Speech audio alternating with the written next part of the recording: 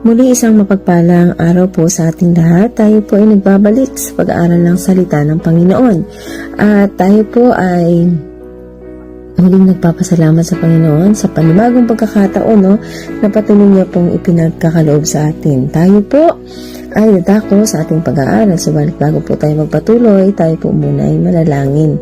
O Diyos sa makapangyarihan sa lahat, salamat Lord sa mga pagpapala, mga pagpapalo na patuloy niyo pong ibinibigay sa amin. Naniniwala kami Lord na ang inyong layunin pa rin ay para sa ikabubuti ng bawat isa sa amin. Samahan niyo po kami sa aming pag-aaral upang higit na namin makilala Panginoon at lubos namin maibigay sa iyo ang nararapat na pagsamba sa pangalan ni Jesus na aming Panginoon. Amen.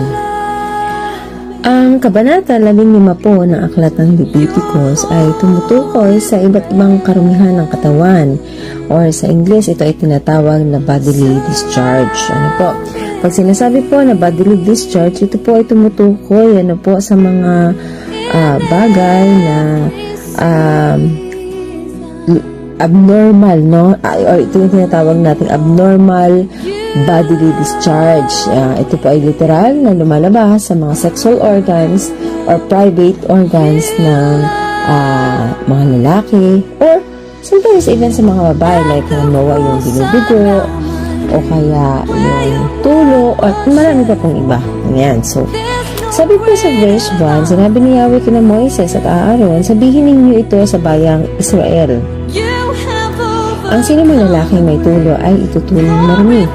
At ito ang susundin niyang tuntunin, malala man o hindi ang kanyang sakit sapagkat siya ituturing na marumi.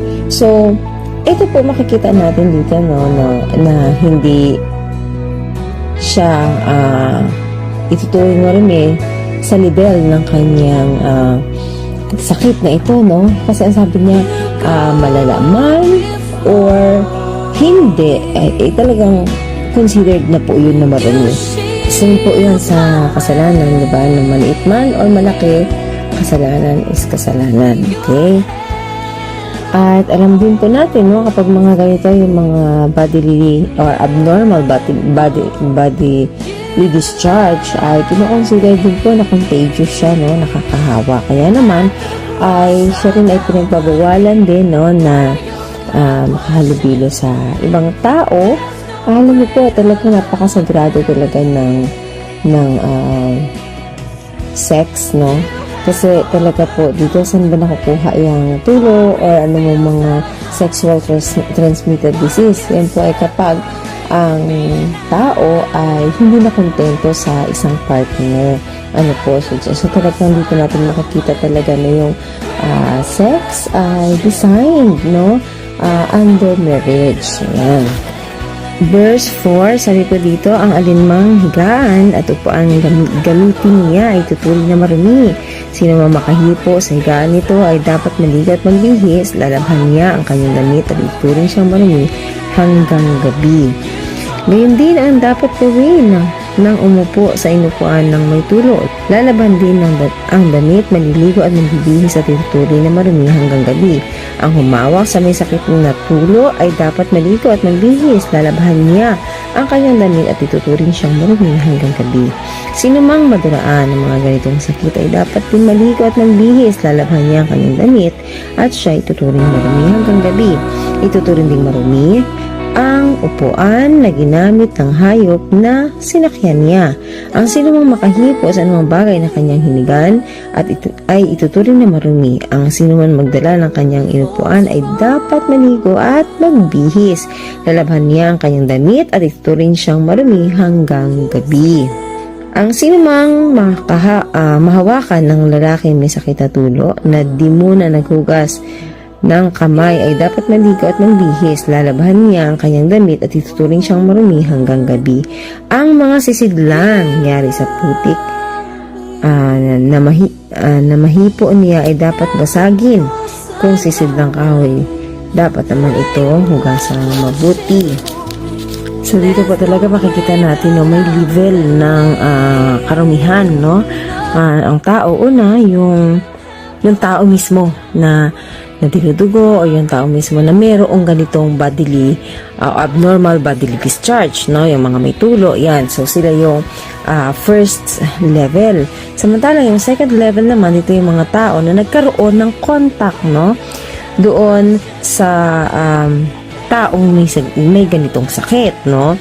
At yung pangatlo naman, yung mga tao na nagkaroon ng contact doon sa mga bagay, no, na nagamit, nahawakan ng mga taong may sakit na ganito. At dito din makikita natin, no, na kahit malinis ka, kung ikaw ay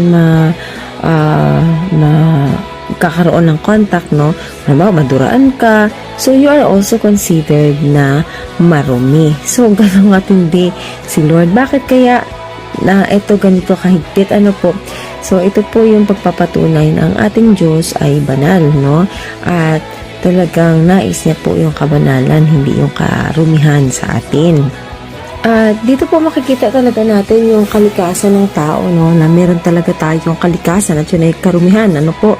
Na kung saan kapag yung ating buhay na marumi ay nagkaroon ng koneksyon sa kahit na sino pa na lumalakad ng kaliwanagan, talaga po ay makakahawa at makakahawa. Unlike ng ating Panginoong Jesus, kasi si Jesus yung kanyang kalinisan, no? At lahat ng magkakaroon ng koneksyon sa kanya ay magkakaroon ng kalinisan. Ano po? So talaga makikita po natin dito, no, yung third degree, na kahit hindi mo nahawakan yung tao, hindi kayo nagkaroon ng connection, pero nahawakan mo yung mga bagay na nagamit niya at mga gamit na nahawakan niya, you are also considered na unclean. So, ganun katindi, no, ang kanilang rules when we talk about cleanliness. Ang verse 13 to 15 po, tumutukoy naman sa mga offering para doon sa mga abnormal bodily discharge, no? Sabi po dito sa verse 13, kung ang may sakit nito ay gumaling na, maghihintay siya ng 7 araw, saka maglilinis sa ika-7 araw, lalaban niya ang kanyang kasuotan at maliligo sa umaagos na batis na siyang at siya magiging malinis na. Okay, pansinin natin yung umaagos na batis. Ano po? Kinabukasan, kukuha siya ng 2 bato-bato, kaya ay 2 kalapati at dadalhin niya sa harapan ni Yahweh sa may pintuan ng tulong tipanan. Ibibigay niya ito sa pari upang ihandog. Ang isa ay para sa kasalanan at isa na may handog na susunugin. Ganito lilinisin ng pari sa harapan ni Yahweh ang taong nagkasakit ng tulo. So, dito po, sabi niya dito, kung gumaling, ano yung may sakit, kung gumaling na, maghihintay ng 7 araw. So, ibig sabihin, 7 araw, wala na talaga yun, no? Wala na talaga siyang tulo that time. At ang sabi dito ay kailangang maglinis. So, makikita po natin dito yung sin offering at burn offering or burnt offering, yung nire-required, no, na kailangang ialay para sa kanilang kalinisan. So, lagi po natin tandaan, lahat ng kasalanan talaga may kabayaran. Ano po? Merong mga sacrifices. Verse 16 to 18, sabi dito, kapag ang isang lalaki ay nilabasan ng sariling lindi, dapat siyang maligo, ituturing siyang marumi hanggang gabi. Dapat labahan ang alimang kasuotang yari sa tela o balat ng hayop na bahira nito at hugasan ng alimang bahagi ng katawan na natuluan ng binhi. Iyo'y ituturing marumi hanggang gabi. Pagkatapos, magtalik na isang lalaki at isang babae, dapat maligo silang pareho. Sila ay tinuring na marumi hanggang gabi. So, makikita po natin dito, no, even pala yung normal, no, na activity ginagawa, no, na nagkakaroon ng discharge, ay talagang namang itinuturing ding marumi. So, ito po ay mag-isip tayo, bakit? Diba, normal na yun. Actually, sex is a gift from the Lord. So, bakit tinuturing marumi? Ito lang po pinapakita talaga na hindi pwedeng magsama yung sexual or at spiritual activity, no? So, kinakailangan talaga magkaroon talaga ng respeto or let's say, kahit ginagawa to na under marriage, no, kailangan pa rin paglalapit talaga sa Panginoon or kapag tayo ay haharap sa Panginoon, still talaga nandun yung paglilinis, no? Kasi talagang ang nais ng Panginoon ay ang kalinisan. And makikita natin dito, ang sabi pa nga dito, yung sa tubig, no, na dumadaloy. So, ibig ba sabihin, pupunta pa tayo dun sa, sa lugar kung saan may dumadaloy na tubig, or yung sinasabi nga dun yung tubig ng batis, yung ibang term na ginamit. Pero alam niyo po, ang ibig lang sabihin nito, yung fresh water, no? Fresh water po yung ibig sabihin nito. So, ibig sabihin, malinis talaga yung kailangan mong ipanglinis din. So, again, makikita po natin dito, no, na even yung ating mga private life ay talagang may say si Lord, no? Merong rules ang Panginoon. So, everything, no, sa atin, no, lahat ng meron sa atin, lahat ng kung ano po tayo ay talaga namang nasa ilalim pa rin ng kapangyarihan ng ating Panginoon. So, whether we are doing these things legally or normally, no, lagi po nating tatandaan, si Lord may pake sa ating mga private activities and even sa ating mga spiritual activities. So, yan. Verse 19, ang sinumang babaeng nireregla ng 7 araw ay may tuturing na marumi. Ituturing ding marumi hanggang gabi ang makahawak sa kanya. Ang namang kanyang mahigaan o maupuan sa loob ng panahong iyon ay may tuturing na marumi. Ang sinumang makahipo sa higaan niya ay dapat maligo, lalaban ito ang kanyang kasuotan at siya ituturing ding marumi hanggang gabi. Ang sinumang makahawak sa anumang maupuan ng babae ito ay dapat ding maligo, lalabhan niya ang kanyang damit at ituturing siyang marumi hanggang gabi. Ang makahawak ng anumang nasa higaan o inupuan ng babaeng iyon ay ituturing na marumi hanggang gabi. Sinumang lalaki makipagtali sa babaeng may regla ay 7 araw na ituturing marumi, anumang kanyang mahigaan ay ituturing ding marumi. So, dito po makikita natin, no, dahil yung babae dinudugo, no, yung dugo kinoconsidered na kapag yun ay lumalabas sa babae ay marumi, ano po. So, talagang makikita natin talagang contrast siya sa Panginoon kasi ang blood ni Jesus, lahat ng madapuan, lahat ng talagang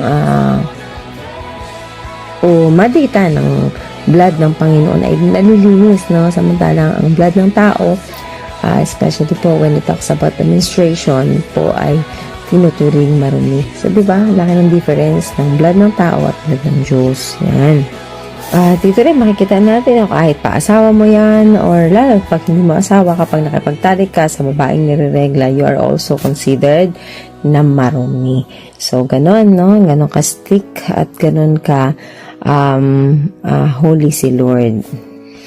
Verse 25, kung ang sinumang babae dinudugo ng wala sa panahon o lumampas kaya sa takdang panahon ang kanyang pagreregla ay tuturing marumi hanggang siya'y dinudugo tulad ng siya'y nireregla. Ang anumang mahigaan o maupuan niya sa loob ng panahong iyon ay may tuturing na marumi tulad din ng siya'y nireregla. Ang sinumang makahipo sa mga bagay na ito ay dapat maligo. Lalaban niya ang kanyang kasuotan at tinuturing niyang siyang marumi hanggang gabi. Kung huminto na ang kanyang pagdurugo, siya bibilang ng 7 araw mula noon at magiging malinis na siya. Sa 8 araw, kukuha siya ng 2 bato-bato o 2 kalapati at dadalhin niya sa pari sa may pintuan ng toldang tipanan. Ihahandog ang isa nito para sa kasalanan at ang isa na may handog na susunugin para sa ganitong paraan linisin siya ng pari sa harapan ni Yahweh. Praise God. So, dito makikita po talaga natin, na grabe noon. Lahat ng mahipo, mahawakan, ng mga babaeng dinudugo, no?